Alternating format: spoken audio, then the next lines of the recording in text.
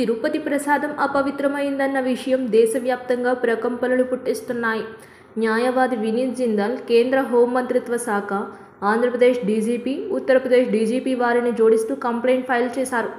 జగన్మోహన్ రెడ్డి, మాజీ సీఎం, ఆంధ్రప్రదేశ్ తిరుమల తిరుపతి దేవస్థానం ఆఫీస్ బేరర్లు, తిరుపతి దేవస్థానానికి కల్తీ మాంసాహార నెయ్యిని సరఫరా చేసిన కాంట్రాక్టర్ ప్రసాద్ మీద బిఎన్ఎస్ సెక్షన్ 152, 192, 196, 298 మరియు 353 కింద ఎఫ్ఐఆర్ నమోదు చేసి జాతీయ భద్రతను విధించాలని అభ్యర్థించారు. తిరుమల తిరుపతి లడ్డూ ప్రసాదం అపవిత్రం కావడం హిందువుల ఆత్మహత్య.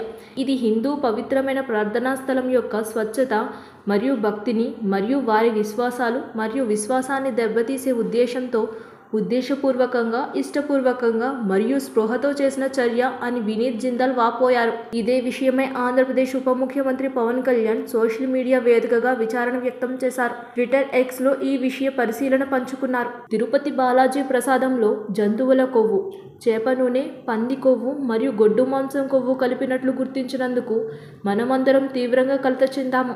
వైసీపీ ప్రభుత్వం ఏర్పాటు చేసిన టీటీడీ బోర్డు ఎన్నో ప్రశ్నలకు సమాధానం చెప్పాలి. సాధ్యమైనంత కఠిన చర్యలు తీసుకోవడానికి మా ప్రభుత్వం కట్టుబడి ఉంది.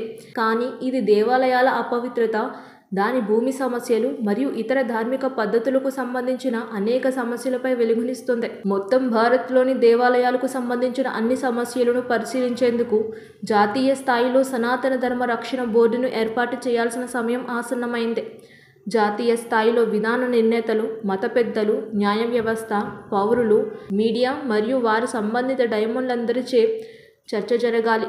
సనాతన ధర్మాన్ని ఏ రూపంలో అయినా అపవిత్రం ఆపడానికి మనమందరం కలిసి రావాలని నేను భావిస్తున్నాను అని చెప్తూ పవన్ కళ్యాణ్ తన వంతు గలం విప్పారు. సబ్స్క్రైబ్ చేయండి.